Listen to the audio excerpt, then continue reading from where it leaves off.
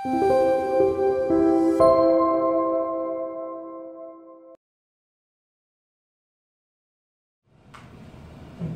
작가는 우리 시대에 지닌 가장 진솔한 이야기꾼이라는 작가로 불립니다. 1966년 중국 청운에서 태어나셨고요. 1984년에 세부문학상에 영화가 당선되면서 작가 활동을 시작하셨어요. 그리고 39회 소초아동문학상을 수상하셨고요. 초등학교 국어 교과서에 4편의 동화가 실려있다고 합니다.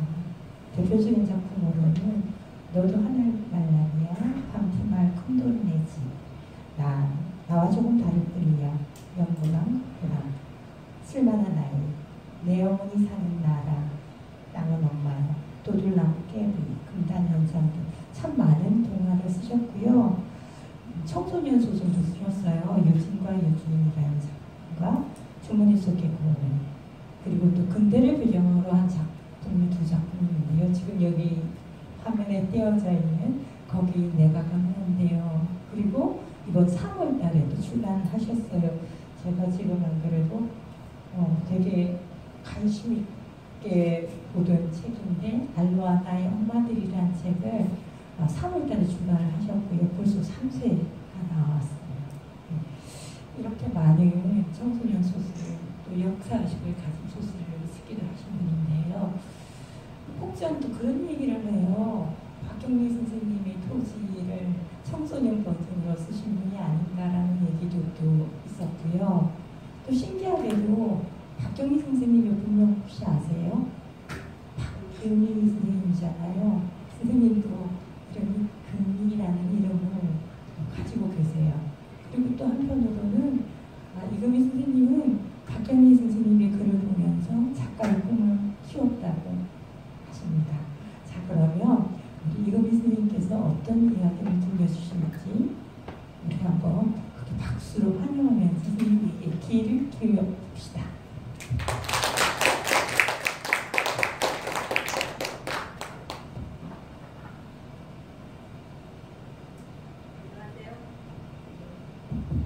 예, 반갑습니다.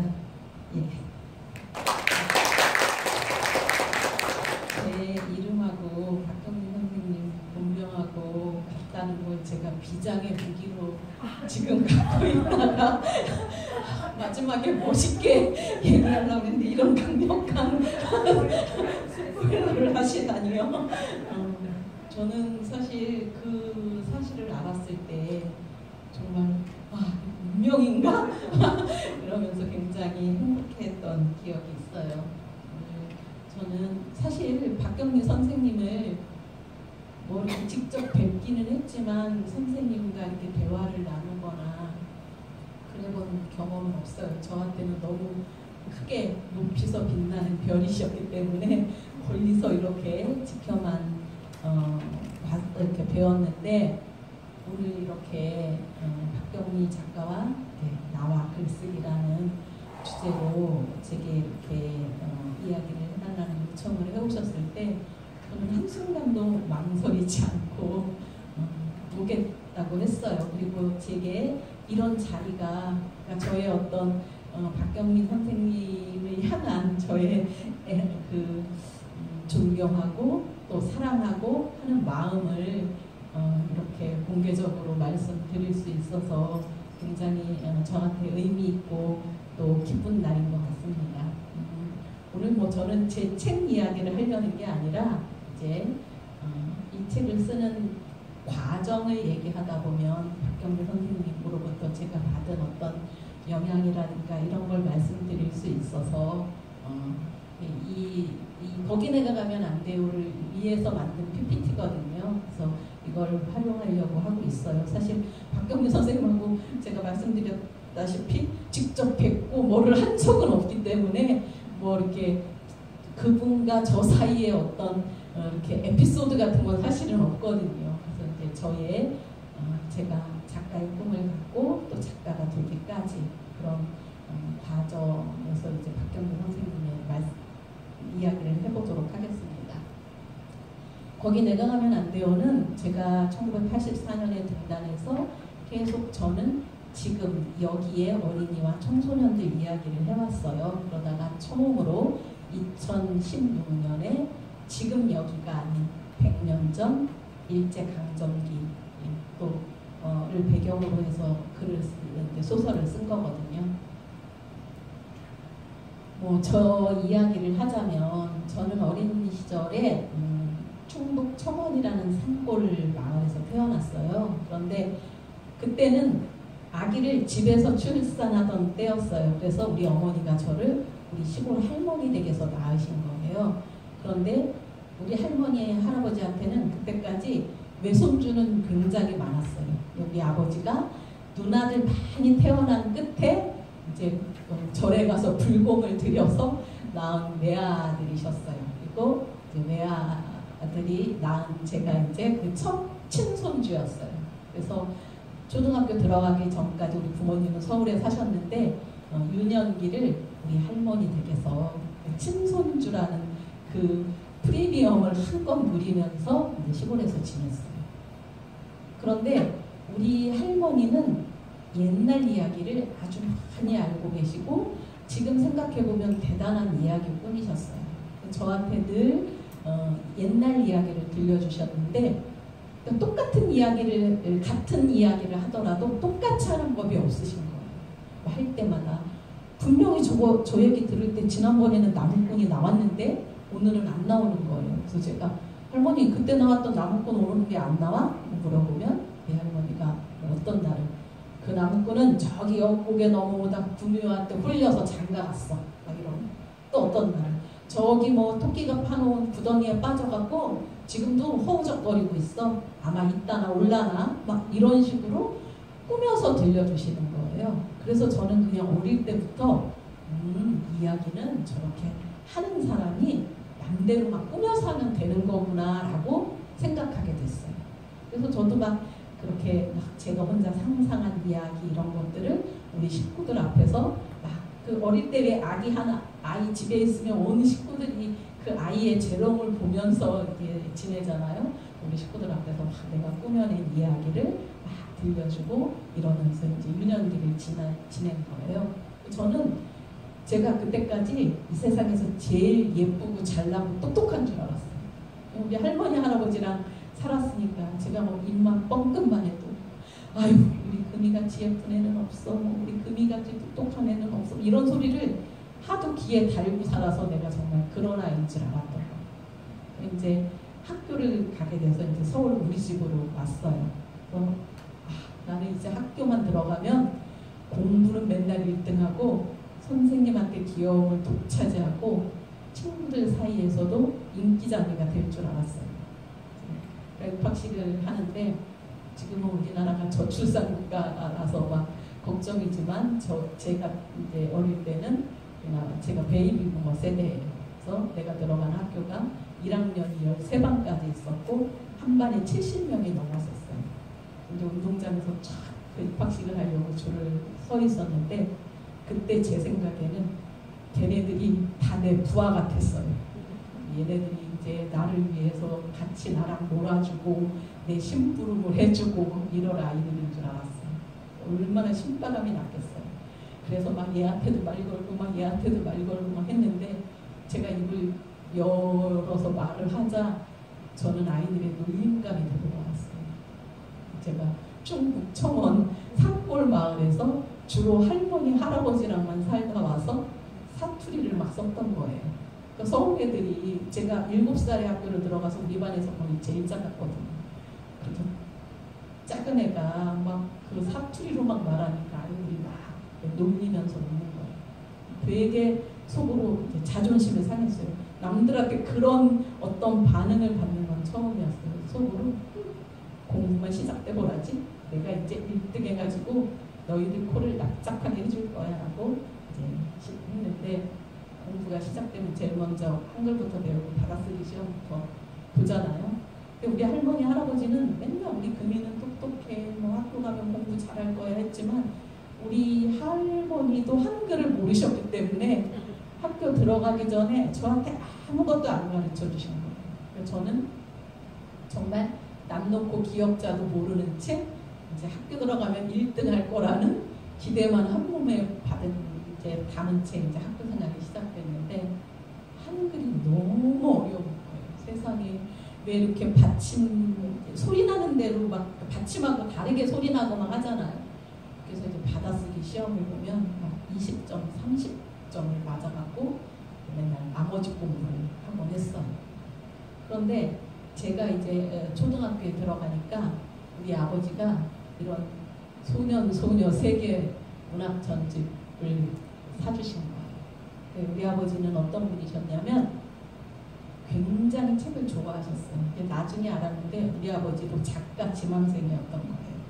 근데 막 이렇게 어디 막 공모전 같은 데에 응모해가지고 뭐 최종심에도 오르고 하셨대요. 근데 끝내 작가는 못 되시고 또 가장으로서 가족을 뭐 먹여 살려야 되니까 이제 작가의 꿈을 포기하신 건데, 우리 아버지는 이제 책을 그 대신 그 한을 책을 사는 걸로, 책을 읽는 걸로 푸셨던 것 같아요. 그래서 그러니까 우리 집이 가난해가지고 그때는 쌀을 이렇게 지금처럼 막 20kg로 막 이렇게 크게 사놓고 먹잖아요. 근데 그때는 쌀집에서 이렇게 봉지에다가 볏박으로 이렇게 퍼서도 팔았는데, 우리가 쌀을 한 번에 많이 못 사놓고 어떤 날은 아버지가 퇴근하실 때 쌀을 사갖고 오셔야지만 우리가 다음날 아침에 밥을 지어 먹을 수 있을 때에도 우리 아버지는 읽고 싶은 책이 있으면 쌀 대신에 책을 사갖고 오시는 거예요. 그럼 우리 엄마가 막 푸념을 하면서 옆집으로 막 쌀을 꾸러가고 이제 하셨어요. 그런데 그리고 우리 아버지는 늘 우리한테 이 세상에서 진짜 부자는 돈이 많거나 큰 집에 사는 사람이 아니라 책이 많은 집이 진짜 부자다라고 말씀하셨어요. 우리 집은 단칸방, 방 하나에 온 식구가 모여 살 때도 출입문만 빼놓고는 우리 아버지가 사서 이제 그 산 책들로, 그러니까 공간이 없으니까 완전히 책장을 천장에서 바닥까지 도서관처럼 그런 책장을 짜가지고 책으로 가득, 살림살이도 변변하게 없어요. 늘 우리 집의 어떤 가전제품들은 친구들 중에서 우리 집이 제일 늦게 사곤 했어요. 온 동네 다 TV가 생긴 다음에 우리 집에 TV가 생기고, 동네 사람들이 다 칼라 테레비로 바꾼 다음에 우리 집은 그때까지 흑백으로 보고 이렇지만 이제 우리 아버지가 책은 늘 책이 가득. 그래서 저는 어릴 때 우리 집이 부자인 줄 알았어요. 2층 집에 사는 내 친구네 집에 가봐도 우리 집만큼 책이 없는 거예요. 이렇게 책을 좋아하시니까 책을 사주시는 거예요. 근데 제가 그 한글을 막 모르고 늦게 알고 이랬기 때문에 이 책들이 다 소공자, 소공녀, 다 외국동화 번역한 거. 그래서 그림도 사실은 저렇게 흑백 그림으로 막 가끔 있고 글자가 많아서 제대로 막 읽지를 못했었어요. 그러다 이제 3학년 때 돼서 처음으로 저 알프스 소녀를, 하이디죠. 저걸 내 힘으로 혼자 다 읽고, 나는 나중에 이렇게 재미있는 이야기를 만드는 사람이 돼야겠다라고 생각하게 된 거예요. 또 어린 시절에 우리 할머니를 통해서 이야기는 누군가가 만든다는 걸 알고 있었던 거예요. 그래서 나는 이런 이제 이야기를 만드는 사람이 돼야지라고 생각하게 됐어요. 그러니까 초등학교 5학년 때쯤 됐을 때는 우리나라에 나와 있는 아이들이 읽을 수 있는 책은 다 읽은 거예요. 그만큼 책이 없었던 거죠. 그래서 이제 그때부터는 우리 아버지 책꽂이에서 어른들이 읽는 책을 읽기 시작했어요. 제가 그때 제일 좋아했던 작가가 춘원 이광수 작가였어요. 헬기니, 사랑이니, 유정이니, 무정이니, 뭐 2차돈의 싸니, 이런 책들이 이제 꽂혀 있었어요. 그런데 저는 여기 다 일제강점기를 배경으로 하고 있고 뭐 이러니까 어쨌든 이분이 나중에 친일문학가가 됐지만 이 작품 속에는 그러니까 식민지가 된 우리 민족의 아픔이나 슬픔이라든가 이런 게 글 속에 담겨 있지만 어렸던 저한테는 이게 다 그냥 연애, 사랑 이야기로 읽혔어요. 다 이 작품 속에 나오는 안빈과 뭐 누구의 사랑, 다 사랑 이야기로 읽혔는데 그때 제가 굉장히 충격을 받았던 건 지금도 우리나라는 분단, 세계 유일의 분단 국가이고 이렇지만 제가 어렸을 때 이 글을 읽을 때 1970년대는 우리나라 국시가 반공이었고 우리들은 늘 공부 시간에 막 반공표를 쓰거나 반공 포스터를 그리거나 이러던 때였어요. 그리고 전 세계도 냉전 중이었고 미국과 소련으로 양대 그렇게 진영으로 나뉘고 중국도 중공이라고 했고 그러니까 국교도 이렇게 수교되지 않았을 때 그럴 때였고 우리가 그 포스터를 그리면 북한 사람들을 막 빨갛게 칠하고 그러니까 북한 사람들이 우리와 같이 이렇게 평범한 사람이라는 상상을 할 수 없었던 때에 이광수의 소설을 읽으면 막 그 38선을 막 지나가고 북한을 막 가고 북한을 지나서 중공을 막 왔다 갔다 하고 하는 거예요. 굉장히 그러니까 지금이야 광복한 지도 70주년이 넘었고 막 이러지만 제가 어렸을 때는 그러니까 70년대니까 그 해방이 된 지도 그렇게 많지 않았던 거예요. 우리 할머니, 할아버지나 내 주변 분들 다 일제강점기를 경험했던 분들이고 또 그렇게 무슨 일제의 잔재가 우리 일상 속에 너무나 많이 남아있던 이런 때 아니 그 얼마 전에 그렇게 멀지 않은 과거에는 막 북한을 지나서 막 중국을 가고 소련을 가고 중국을 가고 했다니 하고 굉장히 이런 공간에 대한 충격을 받았어요.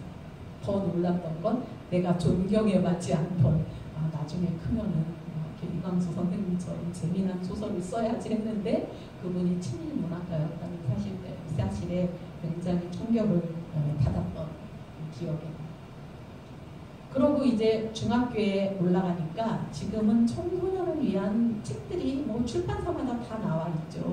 그런데 제가 중학교 다닐 때는 저렇게 바로 세계 문학 전집을 읽어야 되는 거예요. 우리 집에 우리 아버지가 사놓으신 세계 문학 전집 70권짜리가 있었어요. 근데 저는 그때 이 세상에 있는 책을 가나다 손으로 쫙 꽂아놓고 그냥 기억 부분부터 읽고 싶다는 열망에 사로잡혀 있을 때라서 우리 집에 있던 세계 문학 전집을 그냥 1번부터 읽기 시작했어요. 1과 2번이 스탕달의 적과 흑이었어요.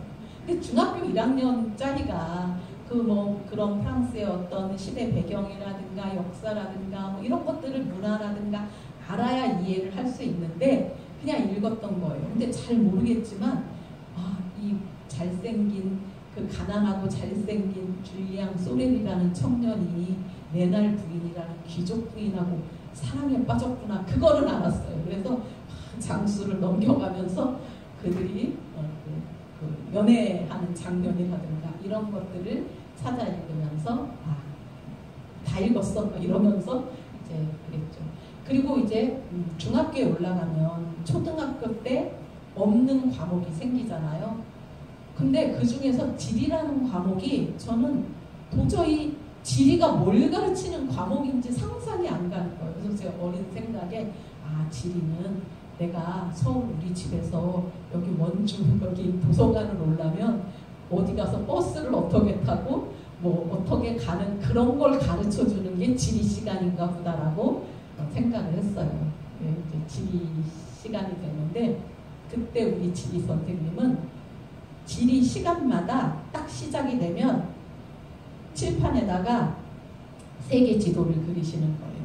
국경을 막 나오고 수도, 나라와 수도 그 쪽지 시험을 지리 시간마다 보셨어요. 그리고 틀린 개수대로 정말 굵은 몽둥이로 손바닥을 때리셨어요.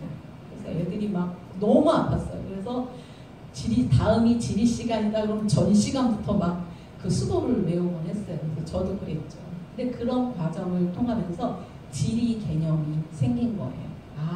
이 전 세계는 저렇게 여러 대륙으로 나뉘어져 있고 여러 인종, 여러 민족들이 나뉘어 살고 있고 이런 개념들이 생기기 시작하면서 제가 초등학교 다닐 때 외국 동화를 읽을 때는 미국 동화를 읽어도 미국이 어딘지 영국 동화를 읽어도 영국이 어딘지 그냥 외계 어떤 우주를 생각하는 것처럼 막연했지만 이런 지리적 개념이 생기면서 러시아 동아리, 러시아 소설을 읽으면 러시아는 거기 어떻게 붙어 있고 뭐 춥고 뭐 덥고 또 뭐 프랑스 소설을 읽으면 프랑스는 그 어디에 유럽 어디에 있고 수도가 어디지 이런 개념들이 이제 생기기 시작한 거예요. 그러면 박경리 선생님이시죠. 이게 그 제가 찾아낸 필 그 원고예요. 네, 제가 이제 저렇게 세계 문학 전집을 읽고 한껏 문학 소녀로서 이제 문학관 활동을 하고 막 이러던 때에 중학교 2학년 겨울방학 때였어요. 나보다 한 살 더 많은 우리 친척 언니가 그러니까 우리가 만나면 서로 막 상대방이 안 읽은 책 읽은 거를 대단한 막 자랑으로 여기고 이러던 때였어요. 근데 너 박경리의 토지 읽어봤어? 이러는 거예요. 근데 저는 듣도 보도 못한 제목이에요. 자존심이 엄청 상했어요. 근데 그때 이 토지는 지금은 뭐 20권짜리로 다시 개정판이 나왔지만 첫 판본은 16권으로 1996년에 만간이 됐죠. 그런데 제가 중학교 2학년 때는 1부, 그러니까 1, 2, 3, 2부, 1, 2, 3에서 6권만 나와 있을 때였어요. 그래서 그 언니가 아주 으스대면서 저를 그 책을 빌려준 거예요. 그래서 제가 그 겨울방학을 이제 전 책을 읽으면서 보낸 거예요. 그런데 저는 그때까지 작가의 꿈을 꾸고 어디 가서든지 나는 작가가 될 거야 했지만 사실 작가의 이미지는 내 머릿속에 원고를 쫙 쓰다가 쫙 찢어갖고 탁 꾸겨갖고 탁 버리고 거의 그냥 막연한 그런 이미지로 저한테 남아있었던 이 토지를 6권을 탁 이제 그 언니가 빌려줘서 이제 그걸 딱 놓고 첫 장을 딱 펼쳐서 처음에 작가 서문이 있잖아요. 서문부터 저는 책을 좋아했기 때문에 늘상 첫 그 표지부터 뭐 처음 서문 이런 걸 하나하나 서지사항까지 샅샅이 봤어요. 제가 그 서문에서 그때 읽었던 내용을 이렇게 적어왔어요. 토지 서문에 박경리 선생님의 서문입니다. 토지 제1부를 현대문학에 연재 중이던 1971년 8월 암이라는 진단으로 수술을 받은 일이 있다. 수술 전날 병실 창가에서 동대문 쪽으로부터 남산까지 길게 걸린 무지개를 보았다. 참 긴 무지개였다. 아마 나를 데려가려나 보다 하고 나는 혼자 무심히 중얼거렸다. 그날 회진원 의사에게 물었다. 수술은 몇 시간이나 걸리느냐고. 3시간을 걸린다는 대답이었다. 대수술이군요 하고 외웠다. 삶의 보복을 끝낸 것처럼 평온한 마음이었다. 휴식으로 들어가는 기분이기도 했다. 정작 죽음의 공포, 암이라는 병에 대한 불안은 가을 회복에서부터 시작되었다. 언덕길이 보이는 창가에 앉아서 아이들이 뛰어가고 시장 바구니를 든 주부가 지나가는 풍경을 바라보며 이 세상 모든 생명, 나뭇잎을 흔들어주는 바람까지 더없이 소중하게 느껴졌다. 살고 싶다고 생각했다. 아름다운 것들, 진실이 손에 잡힐 것만 같았고 그것들을 위해 좀 일을 했으면 싶었다. 고뇌스러운 희망이었다. 글을 쓰지 않는 내 삶의 터전은 아무 곳에도 없었다. 목숨이 있는 이상 나는 또 글을 쓰지 않을 수 없었고 보름 만에 퇴원한 그날부터 가슴에 붕대를 감은 채 토지의 원고를 썼던 것이다. 저는 이 대목을 읽으니 지금도 이렇게 몸에 전율이 오는데 그때 제가 생각해던 작가는 뭔가 막 멋있게 쓰다가 촥 원고지 아까운 줄 모르고 꾸겨서 버리고 그리고 또 막 책을 내서 사람들 앞에 막 베스트셀러 작가라고 막 칭송을 받고 그걸로 막 돈도 벌고 막 여행 다니고 이런 멋진 직업이라고 생각했는데 독자와의 약속을 지키기 위해서는 정말 암 수술을 하고 나서 뭐 이렇게 붕대를 감고서도 글을 써야 하는 그게 작가의 어떤 숙명 같은 거로구나를 그 중학교 때 처음 깨달았어요. 근데 사실 그 생각은 저로 하여금 평생을 지금까지 뭐 제 자랑 같지만 저는 굉장히 작가들 중에서도 성실한 작가에 속하고 뭐 마감을 늦춘다거나 뭐 이런 적이 저는 마감을 어긴다거나 이런 적이 저는 거의 없어요. 그리고 옛날에 저도 한번 고속도로를 이렇게 우리 가족이 이렇게 타고 가다가 사고가 난 적이 있었어요. 앞차를 쾅 박아갖고 그때는 막 안전벨트를 막 안 매던 때라서 그러니까 우리 애들은 뒤에 타고 남편 운전을 하고 저 옆에 있는데 제가 탁 이렇게 벨트를 안 맸기 때문에 탁 튕겨져 나가서 그 유리에 이렇게 유리가 칵 깨지면서 제가 부딪혔는데 그때 제가 제일 먼저 했던 생각이 마감이었던 원고를 제가 보내고 온 거예요. 다행이다. 제가 이런 생각 근데 그런 게 항상 뭐를 한다고 하면 그 전에 내가 어디에 보낼 원고가 있는지 그런 걸 먼저 챙기는 게 아마 박경리 선생님의 이 성을 보지 않았다면 그냥 뭐 작가랑 뭔가 약속도 좀 어기고 뭔가 이렇게 자유인처럼 막 하는 게 더 멋있어 보이고 이랬을지도 몰라요. 하지만 박경리 선생님의 이 글을 보면서 저는 이제 작가 정신을 선생님으로부터 이제 배우게 된 것이죠. 그러고 6권을 다 읽었는데 저는 그때도 이 소설이 연애 소설이라고 읽혔어요. 그 구천이와 별당아 씨의 그 애절한 사랑, 월선이와 용이와 또 월선이와 용이의 그 애달픈 사랑, 서희와 길상이와 누구죠? 봉순이의 그런 어떤 사랑 이런 것들이 저한테는 다 막 연애 소설처럼 어렸을 때는 읽히는 거예요. 그래서 이 책을 다 읽고 나서 박경리 선생님이 저한테는 이제 대단한 스승이시고 내 문학의 스승이시구나 라고 생각하면서 그 책을 몇 번이나 읽었는지 몰라요. 그리고 그때 이제 그 다음부터는 박경리 선생님이 한 번에 다 쓰신 게 아니라 어디다 또 연재를 하셔요. 연재를 하시고 그게 또 그 부가 끝나면 그걸 묶어서 책을 내시고 아까 우리 아버지가 문학 애호가라고 하셨잖아요. 우리 아버지는 우리나라에서 발간되는 문예지를 다 구독을 하셨어요. 그래서 이제 그 책이 오는 날은 저기마다 대문간에 가가지고 우체부가 오기를 기다렸다가 읽고 시작하고 그러면서 이제 현대문학이라든가 월간문학이라든가 이런 책들에서 당대 작가들이 이제 쓴 소설들을 읽고 또 우리 집에는 현대문학 막 창가로 붙어 있었어요. 그래서 박경리 선생님의 어떤 그때 그 추천받아서 올리신 작품들 뭐 그런 책들을 막 이렇게 찾아가지고 옛날 것들을 찾아 읽고 그 다음에 이제 박경리 선생님이 내시는 책들을 이제 계속 이렇게 보면서 문학의 꿈을 키워가고 저는 사실 이제 아까 얘기했지만 공부를 되게 못했어요. 초등학교 졸업할 때까지 구구단을 못 외웠어요.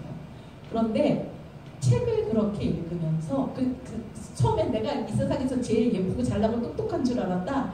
학교 들어가면서 저의 자존감이 아주 땅바닥으로 떨어졌었어요. 아이들이 많으니까 뭐 선생님은 저 같은 아이한테는 주목도 안 하고 또 애들도 뭐 제가 말만 하면 사투리 때문에 놀리고 하고 그리고 막 운동신경도 둔해가지고 애들하고 하는 놀이에 끼면 편을 나눠서 하면 막 나 때문에 지는 거예요. 그래서 애들이 서로 저를 안 내려가려고 하고 그래서 너는 이렇게 잘하는 게 하나도 없을까 하다가 책을 읽으면서 작가의 꿈을 갖게 되면서 또 그리고 막 그러다 보니 상식이 풍부해져서 막 공부 시간에 우리 반 1등도 대답 못하는 거 어떤 때는 막 내가 대답하고 이러면서 자존감이 회복되기 시작했거든요. 그리고 내가 읽은 뭐 어디에도 작가가 공부 잘해야 된다는 얘기는 없는 거예요.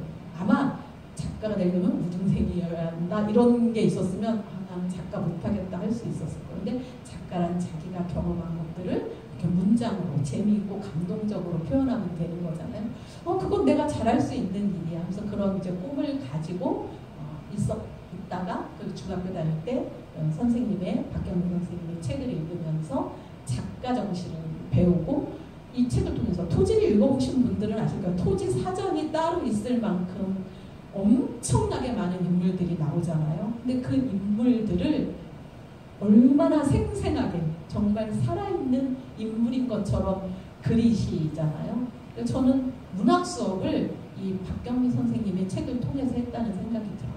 그리고 중학교 때 그렇게 이제 선생님의 작품들을 찾아 읽고 다른 장편들도 찾아 읽고 하면서 고등학생이 되면서는 이제 공부 시간에 소설을 쓰기 시작했어요. 그 소설이 막 그 여고생과 대학생 오빠가 연애하다가 백혈병 걸려서 죽고 뭐 이러는 이제 그런 통속 연애 소설이었죠. 근데 그런 걸 꼭 공부 시간에 썼어요. 쉬는 시간이나 집에서 쓴 게 아니라 내 짝이 쟤는 맨날 공부 시간에 뭐를 쓰는데 막 벌 쓰고 막 이러니까 넌 도대체 맨날 뭘 쓰는 거니? 하고 그래서 제가 이제 그 공책을 보여주고 그 공책들이 이제 교실을 막 돌아다니면서 애들한테 그러니까 그때 사실 우리 청소년들이 읽을 책이 없었거든요. 근데 제 소설은 요즘 막 웹소설, 인터넷 소설 이런 것처럼 문학성이나 예술성은 없지만 로망을 실현시켜주는 그래서 애들이 막 주문하는 거예요.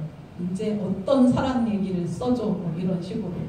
그래서 너무나 저는 막 즐겁게 막 소설 써서 막 옆반 애들이 막 이금희 소설 좀 보여줘 막 이러면서 찾아오기도 하고 그랬었어요.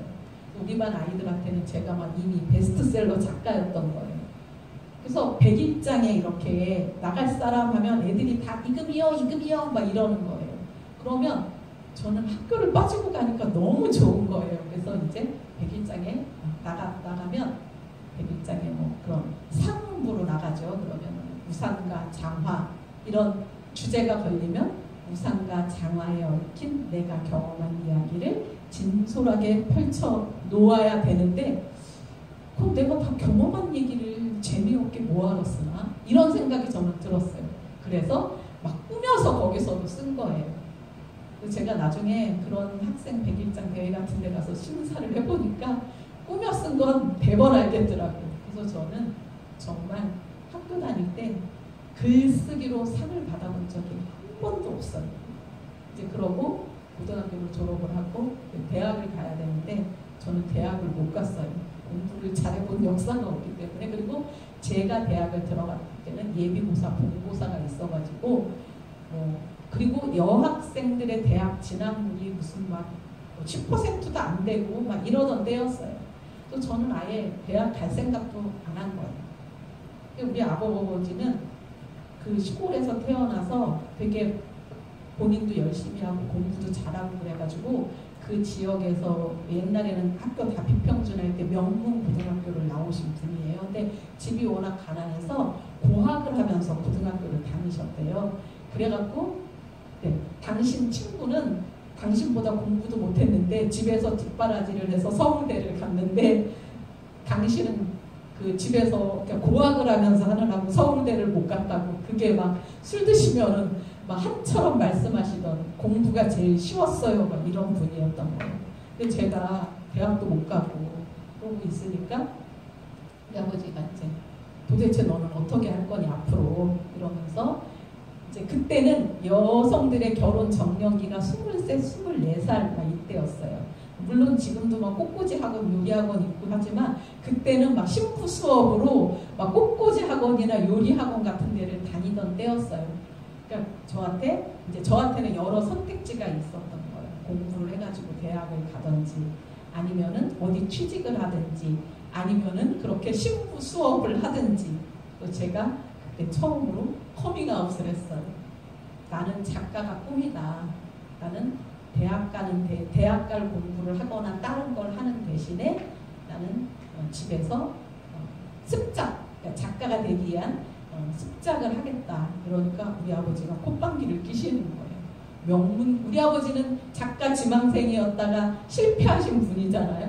명문대를 나와도 작가가 되기 힘든데 네가 고등학교만 나와서 무슨 작가가 되겠다고 그냥 너 괜히 공부하기 싫고 그러니까 그 허파에 바람 들어서 헛소리 한다라는 식으로 말씀하시는 거예요. 근데 아마 내가 막 백일장 같은 데서 상이라도 막 받아왔으면 우리 아버지가 얘가 글솜씨가 있나 보다 하셨을 거예요. 근데 제가 책을 좋아하는 건 아셨지만 글솜씨가 있다고는 생각을 안 하신 거예요.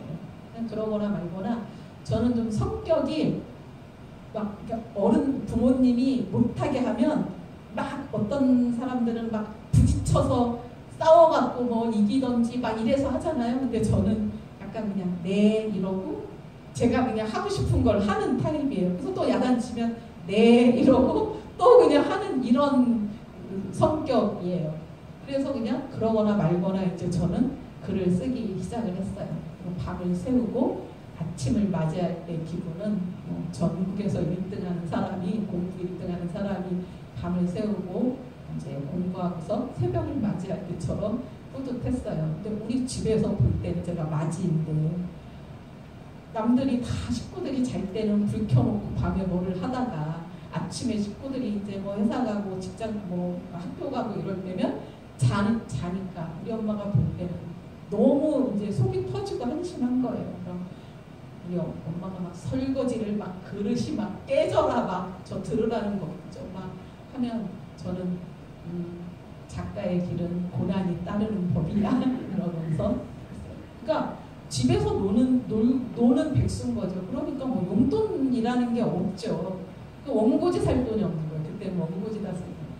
그래서 이제 우리 엄마가 무슨 심부름을 시키면 뭐 나중에 혼날지언정 거스름돈으로 원고지를 하얀색 모조지 원고지는 비싸서 못 샀어요. 누런 갱지 원고지랑 볼펜, 모나미 볼펜 한 자루랑 그때는 볼펜 심을 12개가 이렇게 붙어있는 리필해서 쓰는 볼펜 심을 사가지고 갈아 띄우면서 이제 썼어요. 근데 결국 저는 그렇게 열심히 이제 한 그때 1984년에 뭐 대학 간 친구들이 졸업하거나 결혼하거나 취직하거나 이럴 때 저는 이제 드디어 작가가 이제 된 거예요. 세번문학상으로 등단을 했는데 그때 제가 제일 듣기 싫었던 말이 당첨이라는 말이었어요. 사람들이 막 너 당첨됐다며? 저는 정말 내가 이렇게 열심히 해서 당선이 된 건데 그러면서 밥사 막 이럴 때 그리고 이제 우리 집에서는 정말 제가 작가가 됐네. 우리 엄마는 맨날 막 이제 그때까지는 그 집 큰딸 뭐해? 이러면은 이걸 뭐 소설을 쓴다고 할 수도 없고 논다고 할 너무 제가 부끄러운 아이였던 거예요. 마치 동생들의 앞길을 막고 있는 드디어 얘가 이제 작가가 됐구나. 우리 엄마 맨날 전화기 붙잡고 막 주변 사람들한테 아유 우리 애가 작가가 됐잖아 막 이러면서 자랑을 하곤 했어요. 근데 저는 제가 작가가 되면 저를 위한 세계가 새로운 레드카펫이 깔리듯이 뭔가 신세계가 쫙 펼쳐질 줄 알았어요. 근데 물론 시상식하고 상금도 받고 막 하루는 막 잔치처럼 지나갔어요. 근데 막 어디서 인터뷰 요청도 막 오고 막 청탁도 올 줄 알았는데 그냥 시상식 끝나고 나니까 그냥 아무것도 없는 거예요. 그래서 저는 그거 상금 받은 거로 막 엄마도 척 주고 막 내 친구들한테 밥 얻어 먹은 것도 사고 이러니까 다시 빈털터리 그 백수가 된 거예요. 그런데 제가 돈이나 인기나 명예를 바라고 아마 글쓰기를 했다면 그때 관뒀을 것 같아요. 아 뭐야 작가 됐는데 뭐 돈을 버는 것도 아니고 인기가 막 있는 것도 아니잖아. 근데 저는 박경리 선생님으로부터 그렇게 병원에서조차도 글을 쓰시는 그런 작가 정신을 배웠던 거예요. 배웠기 때문에 물론 조금 실망을 했지만 그래. 근데 난 이거 내가 좋아서 하는 일이고 나에게는 작가라는 이런 이제 운명처럼 숙명처럼 작가라는 직업이 나한테 주어졌는데 나는 뭐 지금 당장의 돈, 당장의 명예 연연해서는 안 돼라는 그런 작가 정신을 아마 제가 어디 뭐 문예창 작가를 나오고 국어국문학과를 나오고 이랬다고 하더라도 이 박경리 선생님으로부터 그런 작품으로부터 그 선생님이 어떤 글로부터 배운 작가 정신은 딴 어디에서도 배울 수 없었을 거라고 생각을 해요. 그리고 선생님이 이제 그 뒤에 또 묶어서 또 책을 내시면 또 그 책을 가지고 읽으면서 또 그 책을 가지고 읽으면서 인물들을 그리는 법. 저는 그때 제가 글을 써보니까 내 등장인물한테 객관적 거리가 막 안 생기는 거예요. 막 내 자식처럼 정이 생겨가지고 얘를 막 극한 상황에 막 몰아넣을 수가 없는 거예요.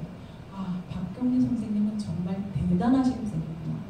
그 인물 하나하나에 왜 선생님이라고 당신이 만드신 자식 같은 등장인물들에 대해서 왜 정이 없겠어요. 그런데 작품을 위해서 그렇게 거리두기를 할 수 있다는 거. 그리고 박경리 선생님 그 토지에도 보면 경상남도 하동에서 시작한 이야기가 북한을 지나서 중국, 러시아, 뭐 회령, 뭐 막 그런 지명들이 막 나오잖아요. 일본까지. 근데 제가 옛날에 이광수 작가의 그 책을 읽을 때는 무대가 넓어도 이광수 작가는 이미 옛날에 돌아가신 분이고, 그러니까 그분에 대한 작가에 대한 어떤 인식이 없었던 거예요. 근데 박경리 선생님은 물론 저보다 훨씬 연배가 높으시고 하더라도 당대 나와 같이 내가 그분이 연재하시는 걸 내가 볼 수 있고 그런 분의 작품에 그런 무대가 넓은 것을 보면서 아, 나도 사실은 지금은 이런 말은 안 쓰지만 내가 어릴 때만 해도 여성 작가들한테는 여류 작가라고 불렀어요. 그 여류 작가의 글들은 뭔가 아기자기하고 소품이고 뭐 사소설적이고 약간은 뭐 스케일 있고 뭐 이런 것들은 남성 작가가 쓰고 여류 작가들은 그런 어떤 사소설적인 글을 쓴다라는 어떤 인식이 있을 때 박경리 선생님의 토지는 무대가 무한하게 넓고 이런 걸 보면서 나도 나중에 크면 박경리 선생님처럼 스케일이 큰 소설을 쓸 거야. 동화를 쓸 거야. 이런 포부가 어렸을 때부터 담겨져 있었던 거예요.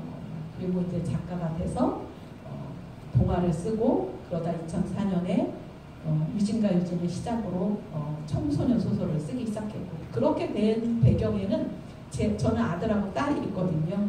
걔네가 처음 청소년 소설을 쓴 건 걔네가 중학교에 갔는데 선생님이 1920, 30년대 근대 문학을 읽어오라는 숙제를 내주셨어요. 김유정의 현진건. 근데 그때 너무 놀랐어요. 내가 중학교 때 내준 숙제였는데 30년이 지났는데 내 아들도 똑같은 여전히 읽을 책이 없다니 내가 청소년 얘네들이 읽을 소설을 써야겠다 하면서 유진과 유진을 처음 썼고 그리고 또 내 두 아이가 청소년기를 경험하고 그 주변 친구들의 애를 보면서 영감을 받고 이러면서 청소년 소설들을 이제 계속 썼어요. 근데 초창기만 해도 지금 여기에 청소년들의 현실을 그리는 게 우리 청소년 문학을 하는 작가들한테 당면한 현실이었어요. 없었으니까 청소년 문학이라는 것 자체가. 그래서 지금 여기에 청소년들의 삶을 한 10번 정도 쓰다 보니까 청소년들의 현실을 그리다 보니까 무대가 집학교 학원, 집학교 학원인 거예요. 근데 작가는 글을 쓰는 동안은 자기가 만든 배경에서 사는 거나 마찬가지거든요. 뭐 숨이 막힐 것처럼 갑갑한 거예요. 청소년들은 더 하겠죠. 그래서 이제 이대로 써서는 못 쓰겠다라는 생각이 들었어요. 그런데 이 거기 내가 가면 안 돼요라는 작품의 수남이라는 인물이 안성의 어떤 시골 마을에서 태어나서 소장농의 딸로 태어나서 경성을 거쳐서 일본을 거쳐서 러시아로 뭐 중국으로 미국까지 가는 이야기거든요. 사실은 그렇게 중학교 때 뭐 그 이후에 박경리 선생님의 작품들을 읽으면서 내 가슴 속에 그때부터 그 수남이라는 인물이 저는 들어왔던 것 같아요. 그리고 그때만 해도 해외여행이 뭐 갈 수 있는 때도 아니고 이래서 그냥 나의 어떤 막연한 이상처럼 내가 갈 수 없는 곳을 내 마음속에 어떤 한 인물을 만들어서 나 대신 막 바이칼 호수에도 가고 막 이러게 했었다는 생각이 들어요. 아주 오랫동안. 그런데 청소년 소설을 쓰면서 너무 갑갑했을 때 내가 오랫동안 마음에 품고 있던, 사실 근데 저는 엄두가 안 나서 제가 박경리 선생님을 존경하고 롤모델로 삼고 그 선생님처럼 스케일 넓은 소설을 써야지라고 했지만 저의 역량은 사실 그 발뒤꿈치도 못 따라가죠. 그래서 저는 상상하는 것으로 만족하고 그쳤던 데에서 내가 이제 오랫동안 마음속에 품고 있던 그 이야기를 어떻게든 꺼내놓지 않으면 더 이상 글을 쓸 수 없을 것 같은 생각이 들기 시작했어요. 그래서 이제 거기 내가 가면 안 돼요를 이제 그 2년이 걸렸어요. 그 작품 쓰느라고 여러 가지 뭐 그 시대에 대한 공부도 해야겠고 하면서 근데 그때도 계속 박경리 선생님의 토지를 하도 여러 번 읽었기 때문에 마치 그때 일제시대 그 선생님의 소설이 우리가 한일 일본으로부터 병탄이 당한 뭐 그런 때부터 해가지고 해방이 되는 데까지잖아요. 일제강점기를 제가 겪지도 않았는데 그리고 뭐 드라마로도 되게 이제 몇 번 했었잖아요. 이러니까 마치 일제강점기를 살았다는 느낌이 드는 거예요. 그러면서 이제 거기 내가 가면 쓸 수 있었던 그런 어떤 배경에는 어렸을 때부터 박경리 선생님의 토지를 읽으면서 제 마음의 그러니까 저의 목표, 이상 이런 것들을 크고 넓게 잡았기 때문에 가능했다라는 생각이 들어요. 거기 내가 가면 안 돼요가 책으로 나오고 나서 아까 왜 사회자 선생님께서 말씀하셨잖아요. 청소년판 토지를 읽는 것 같다. 근데 사실 내용은 전혀 달라요. 그런데 작가로서는 뭐 누구 작품을 닮았다 이랬을 때 사실은 그게 이렇게 기분 좋은 얘기는 아니거든요. 그런데 저는 되게 그러니까 감히 어떻게 너무 그냥 부끄럽지만 너무 좀 민망하지만 토지를 닮았다는 말이 저한테는 굉장히 큰 영광으로 들렸고 제가 처음에 15살, 16살 겨울에 토지를 읽고 거기 내가 가면 안 돼요를 쓴 것은 2016년이거든요. 어떻게 보면 그때 품었던 나도 나중에 박경리 선생님처럼 스케일이 큰 글을 쓸 거야 라고 했던 내 마음에 어떤 품었던 그런 약속을 2010 몇 년이에요? 저기 16살에서 해가지고 쉬운 6살 40년 만에 박경리 선생님의 글을 읽으면서 제가 마음에 품었던 그 약속을 지킨 것 같아서 되게 감회가 뿌듯했어요. 그리고 제 인생에서 책을 샀을 때 기뻤던 책을 뭐 숱하게 사니까 뭐 책에 산 감흥도 없는데 저한테 가장 행복하고 기뻤던 책을 샀던 기억은 1996년에 선생님 책이 완간됐을 때 그때는 지금처럼 인터넷 서점이 없을 때였어요. 그래서 제가 그 도매상 청주에 시골에 살았을 때인데 청주 도매상으로 연락을 해가지고 그 도매상에서 제가 그 16권을 산다고 하니까 직접 배달을 해줘서 그 책을 처음 받았을 때 그 행복했던 기억은 그 뒤에 제가 그 전이 고치고 어떤 책을 샀을 때보다도 가장 저한테 행복하게 지금도 그때 제가 그 풍경이 제 머릿속에 선하게 떠오르거든요. 가장 행복했던 기억이라고 저는 생각을 합니다.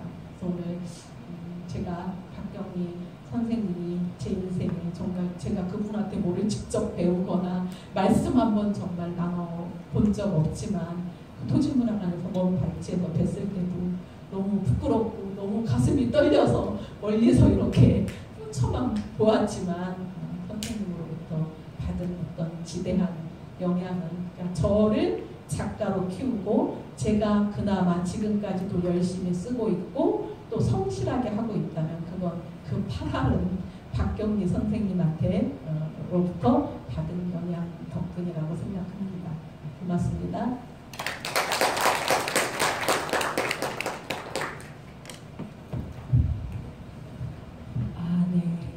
저는 선생님의 이제 말씀을 들으면서 한 작가의 위대함에 대해서 다시 생각을 해봤는데요.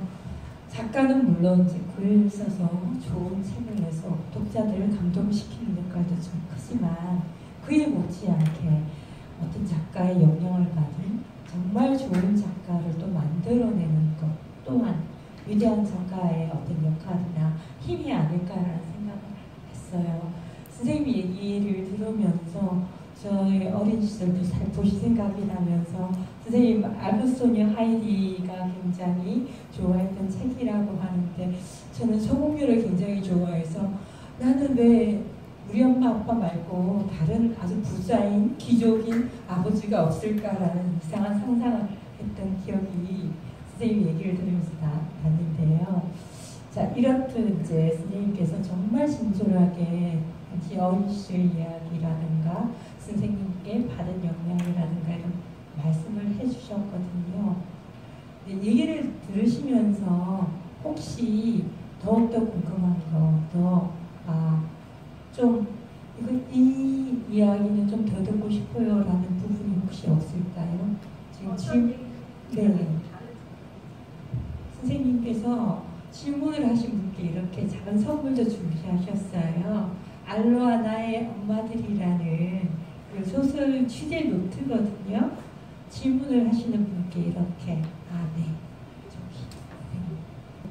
먼저 이제 동화나 이렇게 청소년 소설을 요즘 많이 쓰는데 어떻게 할 거냐는데 저는 앞으로는 청소년 소설만 써야지 동화만 써야지 이런 계획은 없어요. 근데 내가 영감을 받은 소재가 동화에 맞으면 동화를 쓰고 또 그것이 청소년 소설로 쓰는 게 좋겠다면 청소년 소설로 쓰고 있기 때문에 작년에도 저는 그 저학년들이 읽는 동화도 쓰고 올해는 또 이런 청소년도 쓰고 또 내년에 동화책이 나올 거예요. 그래서 그건 제가 어떤 작정을 하는 게 아니라 내가 쓰고 싶은 이야기가 이제 맞는 그릇을 찾아가는 과정을 통해서 이제 쓰는 거고 그 설렌다는 거 사실 정말 그런 우리들끼리도 이렇게 이제 연배가 이렇게 되면 설레는 게 없어 이런 얘기들은 많이 해요.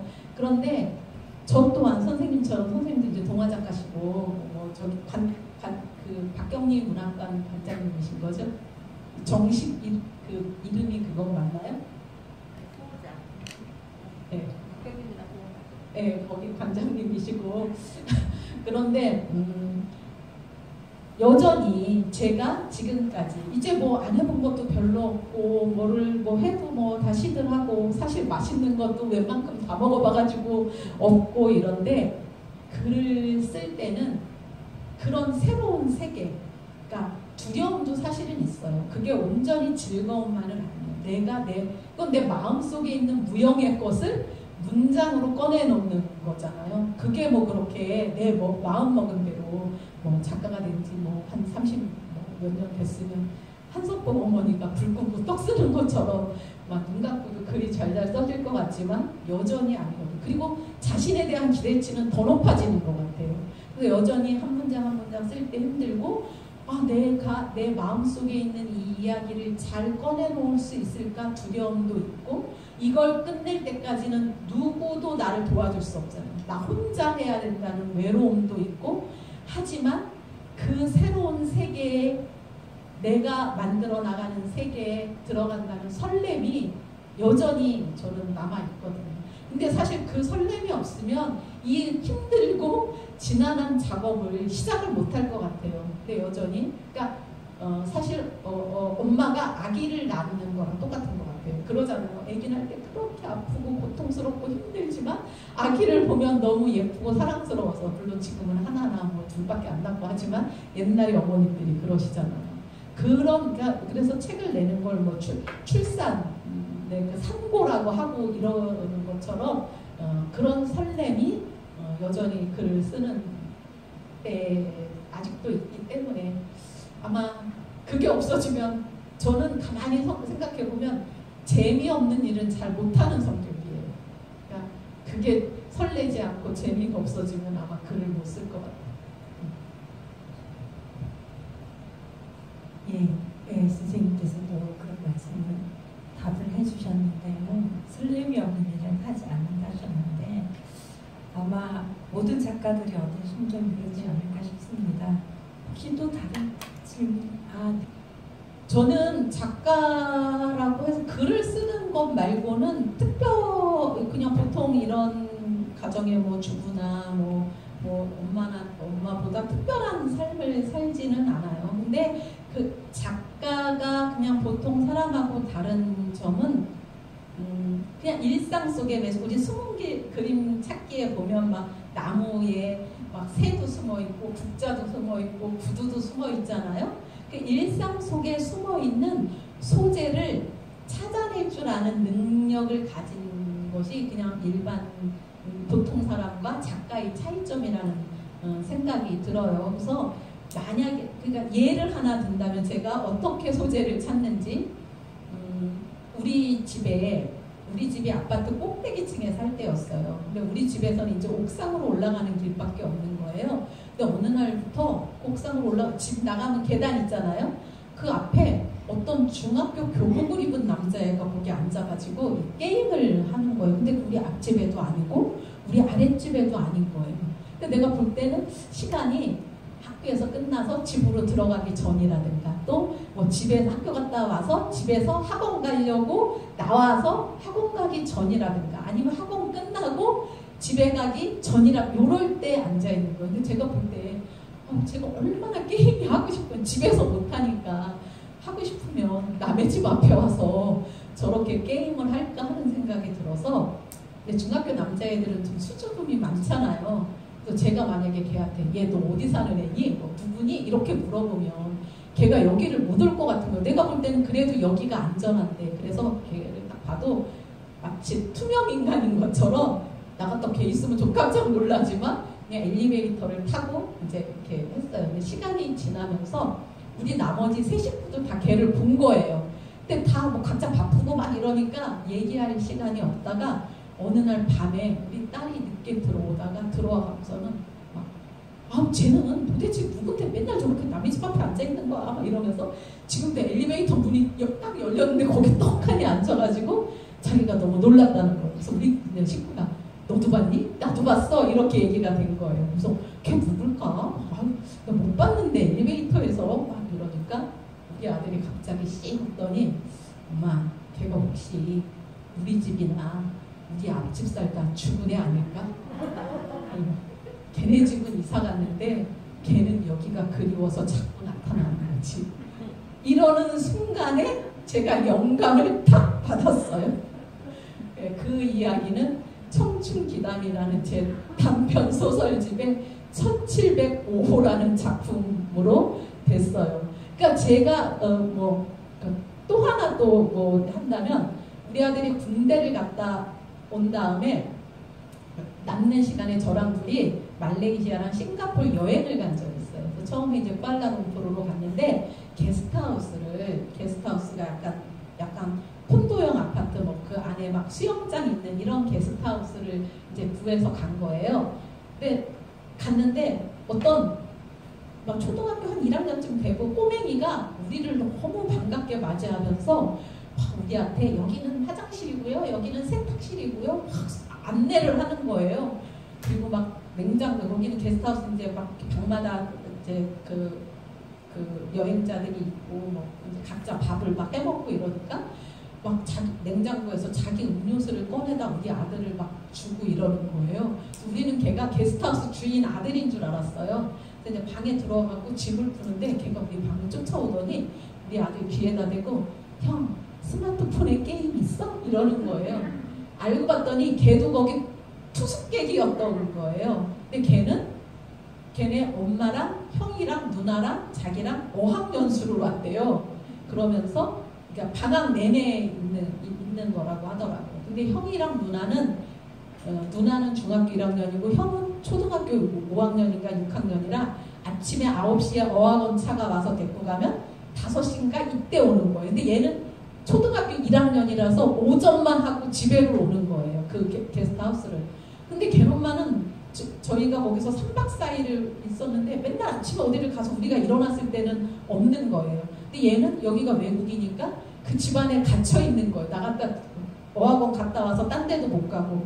그러니까 자기 게임은 이제 다 재미없고 그러니까 게임을 할 만한 젊은이가 오면 막 이렇게 앞으로 해가지고 게임을. 그래서 우리도 이제 밖에 이제 여행 나갔다가 관광 나갔다 들어오면 우리 아들이 이제 애들을 좋아해요. 그래서 걔랑 같이 맨날 이렇게 3박 4일 있는 동안 놀아줬어요.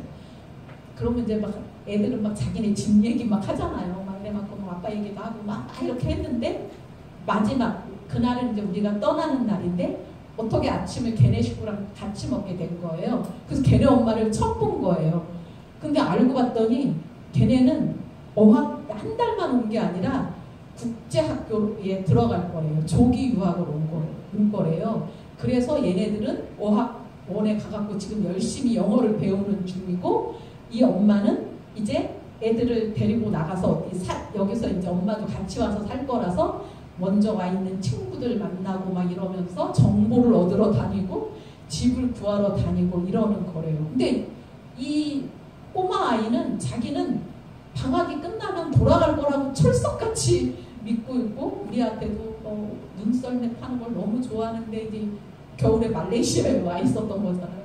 돌아가면 눈이 다 녹았을까요? 막 우리한테 이런 얘기를 했는데 아빠도 보고 싶다 그러고 그래갖고 이제 우리가 그 게스트하우스를 나오는데 이 꼬마 아이가 엘리베이터 타는 데까지 쫓아나오는 거예요. 우리 아들이 너무나 잘 놀아줘가지고 마치 정말 가족이랑 헤어지는 것처럼 서운한 표정으로 저는 그걸 보면서 세상에 암만 어리더라도 그 자기 삶이고 자기 인생인 건데 그 자기 앞일에 대해서 그 어른들에 의해서 저렇게 그냥 정해지고 그 아이는 알지도 못하는 게 굉장히 그러니까 이렇게 기이한 일이 어디 있을까라는 생각이 들어서 그 청춘 기담이라는 작품집에 보면 6편의 이야기가 약간은 기이한 형식의 기담 형식으로 쓰여졌어요. 그러니까 저는 그냥 여기서 제가 어디를 소재를 구하러 가는 게 아니에요. 여행을 갈 때 내가 소재를 구해야지 가는 게 아니라 여행이 좋아서 갔다가 거기서 소재를 얻으면 쓰는 거죠. 그래서 작가가 되려고 한다면 다양한 경험을 하는 게 좋아요. 어디에 소재가 숨어 있을지 모르니까. 저는 그런 속에서 근데 작가가 소재만 가지고 이거 재밌는 소재다만 가지고 글을 쓸 수는 없어요. 소재를 통해서 무언가 내가 할 얘기가 주제하고 막 국어 시간에 밑줄 주제 나라의 애국 애족 그런 주제가 아니더라도 그냥 나는 이 작품을 통해서 어떤 이야기를 하고 싶다라는 게 마치 등대처럼 나침판처럼 있어야지. 아까 제가 1705호라는 작품을 통해서는 그러니까 우리 지금은 가족의 형태가 아주 다양해졌음에도 불구하고 여전히 4인 가족 이런 가족이 정상 가족처럼 여겨지는 그래서 새로운 가족의 형태 그리고 가족적 이주의 이런 이야기를 한번 해보고 싶다. 그 1705호에 나오는 4명의 식구들은 나쁜 사람이 하나도 없어요. 다 열심히 하고 자기 일 열심히 하고 엄마 아빠 열심히 살고 봉사활동도 하고 이런 사람이지만 그 관심이 내 가족 우리한테로만 쏠려 있는 거죠. 그런 이야기를 하고 싶다라는 생각을 했거든요. 그러니까 그런 것처럼 재밌는 소재가 나왔을 때 나는 이 소재를 통해서 뭔가 근데 그걸 너무 교훈적으로 주제가 드러나게 하면 재미가 없죠. 그걸 재밌는 이야기에 담아서 이제 주제를 말하는 거죠. 소재는 그런 식으로 찾아요. 그래서 제 글을 읽은 분들은 알겠지만 특별한 이야기가 우리 곁에서 일어날 법한 그런 이야기들이라는 거를 아실 거예요. 근데 그걸 어떻게 그리느냐가 이제 다른 거죠. 그리고 아까 이따가 저거 받아서 거기다 사인해 드릴게요. 네, 잘 들으셨나요? 정말 답을 정말 자세하게 이해하기 쉽게 잘 해주시는 것 같아요. 시간이 많이 남았는데 질문이 없어서 혹시 또 다른 더 궁금한 거 혹시 있으신가요? 없으시면 제가 여쭤봐도 될까요? 알로하 나의 엄마들이라는 책은 사진신부 이야기예요. 사진신부는 우리나라에서 근대적 의미의 첫 공식 이민자는 1902년에 여러분들 막 학생들 교과서에서 배웠을 거예요. 1902년에 제물포항에서 갤리코라는 증기선을 타고 하와이 사탕수수밭 노동자로 떠난 그 사람들이 그러니까 그때 그때는 대한제국의 그런 여권을 가지고 그러니까 물론 그 전에도 뭐 중국이나 러시아나 이런 데로 유민들은 많았지만 나라에서 그렇게 여권을 발급받아서 하와이 사탕수수밭 노동자로 갔던 노동자들이 이제 그런 우리나라의 공식 첫 이민자들인 거예요. 그래서 1902년부터 1905년까지 7천여 명이 갔어요. 사탕수수밭 노동자로 갈 때 되게 막 이민 공고를 보면 거기는 사철 따서온 나라고 뭐 한 달에 뭐 월급을 막 $16씩 주고 병원도 공짜고 집도 주고 뭐 땔감도 주고 막 그런 얘기를 하면 그때 우리나라는 막 그 흉년도 들고 막 홍수에 콜레라에 막 살기가 엄청나게 어려웠던 때 어떤 낙원 같은 그런 공고를 보고 1905년까지 7천여 명이 간 거예요. 대부분 남성들이 갔고 간혹 가족 단위로 가기도 하고 뭐 애들도 가족이랑 같이 가긴 했지만 대부분 남성들이었던 거예요. 그 남성들은 뭐 다 결혼 안 한 사람들이 아니라 독신 그러니까 결혼했거나 뭐 나이가 들었거나 다 독신이었던 거죠. 근데 그분들이 가봤더니 이제 사탕수수밭에서 떼약볕에서 하루 10시간씩 그러니까 사탕수수의 잎이 우리가 생각하는 이런 수수나 옥수수나 이런 거랑은 정말 다르더라고요. 크고 잎도 막 날카로워서 칼날같이 막 베고 막 이런 거예요. 거기서 루나라고 하는 루나가 하와이 말로 위라는 뜻이래요. 그러니까 말하자면 관리인이 말을 타고 위에서 채찍을 들고 보면서 거의 우리 뭐 노예 12년 맞나요? 그런 흑인 노예 다룬 영화 속의 그런 그 혹독한 어떤 그런 관리인처럼 그런 이제 노예 취급을 당하면서 일을 한 거예요. 그런데 세월이 지날수록 결혼을 못 하는 거예요. 이 남성들이. 그때는 동양인과 백인들이 결혼하는 것이 법으로도 금지되어 있고 또 우리나라 남성들도 뭐 외국 여자랑 결혼하거나 이런 일을 받아들일 수 없을 때라 속절없이 그냥 나이가 들어가고 있었던 거예요. 그러다 보니까 뭐 술을 마시거나 도박을 하거나 막 이러면서 일도 막 좀 약간 이제 관리가 안 되고 그러니까 이제 사진 신부 제도를 사진을 통해서 이 남성들이 그때는 조선이라고 이제 조선이죠. 조선으로 사진을 보내면 여성들이 그 사진을 보고 이제 결혼을 결정해서 사진 한 장으로 결혼을 결정하는 거예요. 그래서 여성들이 그러니까 하와이로 가는 이런 그 신부들을 사진 신부라고 공식 명칭이에요. 픽처 브라이드가. 근데 제가 이 거기 내가 가면 안 돼요를 쓰느라고 일제 강점기에 대한 이제 공부를 하면서 이제 자료집을 보는데 거기에 한마을에서 떠난 3명의 사진 신부 하면서 3명이 그러니까 사진관에서 찍은 거죠. 한 명은 양산을 들고 서 있고 가운데는 꽃을 들고 앉아 있고 또 한 옆에는 그냥 부채를 든 3명의 여성의 사진을 거기 내가 가면 안 돼요를 쓸 때 그 사진을 보는 순간 막 그런 도대체 이 되게 그 가운데 나이가 좀 차이가 있어 보여요. 근데 가운데는 한 4살, 5살로밖에 안 보이는 도대체 그때 당시에는 여성들은 장애도 왜 남자들이 갔었잖아요. 집 밖도 나가기 어려웠던 때에 어떻게 여기에는 그 전에 만든 거라 그 책이 없어요. 막 넘어갔네. 아무튼 그러던 때에 어떻게 사진 한 장에 자기 운명을 걸고 그 머나먼 바다를 2개씩이나 건너서 거기를 갈 생각을 했을까 호기심이 생겼어요. 그리고 막 그런 생각이 드는 거. 이들이 이 양산이나 꽃이나 막 부채를 자기가 막 골랐을까? 아니면 사진관 주인이 줬을까? 막 그 사진 속에 그 인물들에 대해서 막 제가 궁금해지기 시작했어요. 그러면서 이들의 이야기를 그들의 진짜 삶을 내가 모르죠. 이름도 모르고 하지만 그 사진 속의 인물들을 내가 한번 살려내고 싶다. 이 세 인물한테 생명을 불어넣어주고 싶다라는 생각을 하게 됐고, 그러면서 이제 또 자료를 뭐 엄청나게 공부를 하고, 그런데 제가 거기 내가 가면 안 돼요를 쓰면서 여기저기 되게 그 취재를 많이 다녔어요. 뭐 일본, 뭐 그 러시아, 막 이렇게 미국 막 갔었는데, 쓰기 전에 가니까 나중에 쓸 때 내가 가려고 했던 데는 거긴데 막 그리고 막 두 번씩 가기가 힘들잖아요. 모든 여러 여건 면에서. 그래서 내가 이 이야기는 다 쓰고 초고를 써놓고 나서 내가 쓴 게 맞는지 틀리는지 보러 가야 되겠다라고 생각하고, 이제 요즘은 엄청나게 구글맵 이런 게 좋잖아요.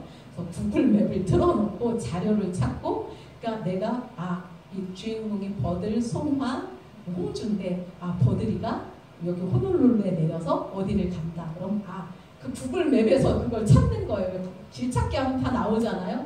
그런 식으로 해서 이제 썼어요. 그런데 거기에 보면 이제 그때 사진 신부들은 그렇게 배를 타고 막 일본에 가갖고 또 일본 여관에서 묵으면서 일본에 가서 하와이 가는 배를 타는 거예요. 그럼 거기서 신체 검사를 했대요. 기생충 검사, 뭐 눈 검사해서 떨어지면 또 2주일 기다리고, 그러니까 거기 가는 것 자체가 지금 비행기 타면 10시간도 안 걸려서 가잖아요. 몇 달씩 걸렸던 거예요. 그렇게 해서 꿈에 부풀어서 막 거기 가면 제 책에도 나와요. 그게 제가 꾸며낸 이야기가 아니에요. 자료에 나와요. 막 중매쟁이들이 막 거짓말을 시킨 거예요. 거기 가면 뭐 막 나무에 뭐 신발이고 옷이고가 주렁주렁 달려있어서 따서 입고 따서 신으면 된다.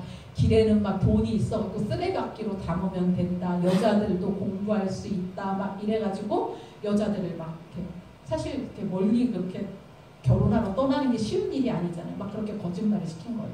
그리고 남성들도 자기 옛날 사진을 보내거나 아니면 막 발리인 집에서 자기 집인 것처럼 막 손잡고 남의 차 앞에서 막 거기다 다리 막 이렇게 올려놓고 자기 차인 것처럼 막 찍어서 보내고 이런 거예요. 그래서 그 여자들이 막 꿈에 부풀어서 도착했는데 막 그 자기가 사진에서 봤던 인물들의 아버지나 할아버지 같은 사람들이 막 나와 있는 거예요. 근데 그때 갔던 여성들은 대부분 막 10대 후반에서 많아도 20대 초반이었는데 남성들은 다 배는 많았던 거예요. 심지어 70이 넘은 할아버지도 있었대요. 그래서 자료에 보면 이 사진 신부는 남편이 아니라 할아버지처럼 모셨다 뭐 이런 얘기도 있고, 그래서 막 얼마나 절망에 빠져가. 그리고 그래가지고 막 돌아가겠다고 하고, 그 사진 신부들이 묵었던 여관에서는 막 곡소리가 넘쳐 흘렀대요. 막 이런 이제.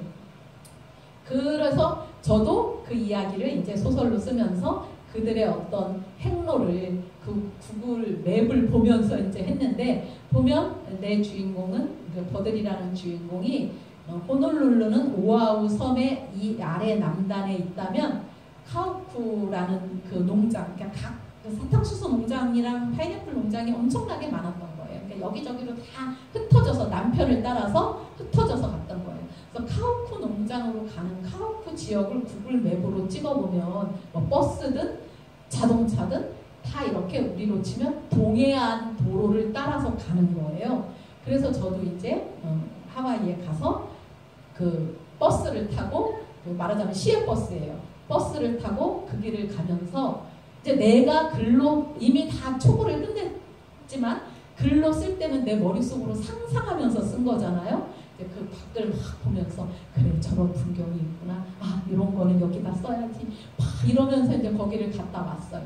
그리고 그때는 기차가 있었는데 사탕수수를 베어서 나르거나 사탕수수 노동자들을 태우는 기차가 있었는데 지금은 기차가 없어지고 저 에와라는 지역에 조금만 남아서 관광상품처럼 이용하는 데가 있어요. 그래서 그래 관광용이긴 하지만 그래도 그 기차를 타보자. 그 에와라는 그 농장 근처에 가면 우리 한인 묘지도 있는 거예요. 한인 그 묘지도 있어서 한인 노동자 묘지도 있어서 그것도 봐야지 이러고 이제 간 거예요. 갔는데 그래서 그 에와로 기차를 타러 가서 거기에 옛날 기차역 지도를 보니까 동해안으로 가는 게 아니라 이렇게 서해안으로 가서 갔던 거예요. 그런 이야기가 예, 돌아와서 이제 그런 거 고치고 또 그 호놀룰루 말고 와이아와라는 곳에는 우리 한인들이 그때 당시에 미주에서 가장 큰 한인타운이 있었대요. 그게 뭐냐면 거기에 그 스코필드 베럭스라고 미군 그러니까 군인 군부대가 있었거든요. 그때 군인이 4만 명이 있었대요. 그러니까 그 군인들을 상대로 하는 뭐 세탁소 무슨 구두방 뭐 이런 것들이 엄청나게 많았고 그래서 한인타운이 미주 전 지역을 통틀어서 제일 컸던 데라는 거예요. 그래서 제가 이제 와이아와를 지금은 너무 그냥 쓸쓸한 어떤 시골 동네 같아요. 그래서 거기를 이제 제가 혼자 또 갔어요. 가갖고 버스를 탔어요. 그래서 미군 부대 앞을 지금도 그 미군 군부대가 있어요. 그래갖고 거기를 구경을 가려고 갔는데 갑자기 군인이 딱 그 버스에 타는 거예요. 총을 막 이런 무장한 군인이 그러더니 근데 그 버스 안에는 저하고 어떤 아시안 남자 둘만 타고 있었어요. 내가 어디 가냐고. 그리고 제가 너무 놀라고 영어도 잘 못하는데 뭐 내릴 거냐 막 난 그래서 덜덜 떨면서 갑자기 이게 뭔가 그냥 나는 여행 중이라고 그랬더니 또 안 내릴 거냐. 그러니까 알고 봤더니 그냥 그 버스가 미군 부대를 도는 거예요. 하도 군부대가 커가지고 버스 노선이 있는 거예요. 그러니까 그 군부대를 들어갈 때 의례적으로 하는 그 검문이었던 거예요. 그래서 거기를 돌아서 이제 그 덕분에 그래갖고 구경을 하고 나와갖고 이제 뭐 물을 사 먹으려고 어디 이제 마트를 들어갔는데 세상에 주인이 한국 사람인 거예요. 그래서 얼마나 다시 어디 그런 데 영어 해야 되나 막 머릿속에 너무 복잡했는데 한국 사람이라서 너무 반가워가지고 그랬더니 그분이 오히려 아니 여기 뭐 왜 왔냐 그래서 이제 여행 왔다 그랬더니 아니 여기 왜 왔어요? 막 이런 그런 이야기가 저 취재 노트에 들어있어요. 보면 뭐 다 드리면 좋겠는데 제가 그만큼 많이 갖고 온 건 아니라 질문하시니까 드리려고 했는데 네. 뭐 아무 질문이라도 괜찮아요. 다른 책도 괜찮고 예. 유진과 유진은 아까 말씀드렸듯이 제가 처음으로 쓴 청소년 소설이에요. 그런데 말로는 그래 내 아이들이 청소년이 됐는데 읽을 책이 없다니 써야지라고 했는데 사실 저는 청소년을 잘 모르고 있었던 거예요. 내가 아는 청소년은 길에서 보는 막 교복은 막 이상하게 줄여 입고 막 얼굴은 화장을 하고 입만 열면 욕설과 비속어를 내뱉는 아이들이거나 뉴스 속에서 왜 사건 사고 소식으로 접하는 청소년들 있잖아요. 어른 뺨치는 범죄를 저지르잖아요. 그런 아이들이 내 마음속에 청소년으로 되어 있는 거예요. 우리 아들도 중학교 들어가기 전에 겨울방학 때 제일 겁났던 게 엄마 중학교 갔는데 일진 형들이 막 돈 뺐으면 어떡해? 그게 얘도 막 초등학교 때 하도 막 중학생들에 대한 이야기를 들어서 그걸 제일 겁냈어요. 그래서 그때 제가 뭐라고 그랬냐면 만약에 그런 애들이 너한테 돈을 뺏으려고 하면 주머니를 탈탈 털어서 10원도 남기지 말고 다 주고 얼른 도망쳐 이렇게 가르쳤어요. 왜냐하면 드라마 같은 데 영화 보면 골목에서 돈 뺏으려고 그러는데 돈 없다 그러면 너 주머니 뒤져서 돈 나오면 10원에 한 대씩이다 이런 대사 나오잖아요. 제가 청소년을 그렇게 생각하고 있었던 거예요. 그래서 내가 이런 마음 가지고서는 청소년 소설을 쓸 수가 없겠다 해가지고 우리 아들이 중학교 들어간 그런 부터 엄마들이 하는 일들이 있잖아요. 뭐 시험감도 급식도 뭐 막 그런 사서도 우리 아이가 다니던 학교는 도서관에 사서 선생님이 안 계셔서 국어 선생님이 담당이셨어요. 그리고 엄마들이 이제 그거 바코드 찍어주고 책 대출해주는 거를 사서도 오면 엄마들이 했어요. 그래서 제가 그런 걸 저는 그렇게 막 학교 일에 열성적인 엄마가 아니었는데 제 요즘 학교를 아이들을 가까이서 보고 싶다는 생각에 그런 걸 몇 개를 맡아서 막 일주일에 막 몇 번씩 학교를 드나들었어요. 그런데 이제 국어 선생님이랑 친해진 거예요. 근데 제가 그때 이미 너도 하늘날 날이야라는 책을 쓰고 그게 뭐 교과서에도 실리고 이랬을 때라 선생님도 저를 알고 계셨어요. 그래서 제가 청소년 소설을 쓰려고 한다 그랬더니 선생님이 국어 시간에 수행평가 과제로 나의 하루라는 제목으로 수행평가 과제를 에세이처럼 쓴 거를 거둔 거를 저한테 보여주셨어요. 그런데 그거를 보는데 뭐 별 내용이 없었어요. 어떤 아이, 그러니까 나의 하루니까 자기 하루 중에 좀 인상 깊었던 그 기억을 쓴 거예요. 근데 또 그런 거는 왜 좋았던 것보다 약간 좀 안 좋았던 기억들이 남아있잖아요. 그래서 어떤 아이가 그 학교 앞에 있는 가게 앞에 있는 음료수 자판기 있잖아요. 거기다 돈을 넣는데 돈만 먹고 음료수가 안 나왔대요. 그럼 어떻게 하겠어요? 두들겨 보죠. 주인 아저씨가 나와서 막 야단을 치더래요. 돈을 넣는데 음료수가 안 나왔다 그랬더니 그 아저씨가 네가 돈도 안 넣고 지금 이러는 거라고 막 야단을 치더라는 거예요. 근데 사실 그 주인 아저씨는 그런 아이를 경험했을 수도 있어요. 근데 얘는 아닌데 그래서 얘가 막 그걸 썼어요. 그리고 어떤 아이는 자기가 급해서 택시를 탔는데 500원을 거슬러 봤는데 아저씨하고 자기하고 손이 안 맞아서 500원이 바닥으로 떨어져서 어디 구석으로 들어가서 못 찾는 거예요. 근데 그 아저씨가 네가 못 받은 거니까 네 잘못이니까 그냥 내리라고 그랬다는 거예요. 그 두 개를 보는 순간 물론 다른 것들도 많았어요. 두 개가 이 사회가 이 세상이 어른들이 청소년들을 어떤 시선으로 보는지가 한눈에 상징적으로 익혔어요. 아이라고 무시하거나 만약에 그 택시 아저씨도 손님이 어른이었다면 돈은 그 택시 안에 있는 거니까 500원을 다시 줬을 것 같아요. 아이라고 그렇게 무시하거나 또 그 자판기 그 가게 아저씨는 무조건 청소년은 비행 청소년이거나 문제아라고 생각하는. 사실은 저도 그래 요즘 청소년들은 무서워. 우리 맨날 막 그런 말 하잖아요. 중이가 제일 무섭다 뭐 이런 말. 그런 그냥 생각을 하고 있었던 거예요. 그리고 어떤 한 아이 글이 제 가슴을 굉장히 아프게 했는데 제목이 나의 하루잖아요. 걔가 이렇게 썼어요. 나의 하루는 혼나는 걸로 시작해서 혼나는 걸로 끝난다. 아침에 일어날 때 엄마한테 혼나면서 일어나는 거예요. 못 일어나가지고. 그리고 학교 가서는 학교 선생님한테 혼나고 학원 가서는 학원 선생님한테 혼나고 집에 와서 이제 좀 스트레스를 풀려고 게임을 하다가 아빠한테 혼나면서 잠들고 다음날 다시 엄마. 얘는 그냥 선생님이 숙제를 내줬으니까 막 성의 없이 막 그냥 혼나는 거나 학교 가서 혼나고 막 이렇게 쓴 건데 저는 그 글이 제 가슴을 막 이렇게 찌르는 것 같았어요. 그리고 애들이 그걸 보고 나니까 다른 애들이 암만 뭐 행복한 얘기를 썼어도 뭐 즐거운 얘기를 썼어도 그 아이들이 다 아프다고 내지르는 비명처럼 여겨지는 거예요. 우리 어른들은 막 니네가 좋을 때야 뭐 니네가 뭐가 걱정이야 공부만 하면 되는데 우리 때는 뭐 어쨌어 뭐 하지만 정작 이 아이도 청소년은 좀 애매하죠.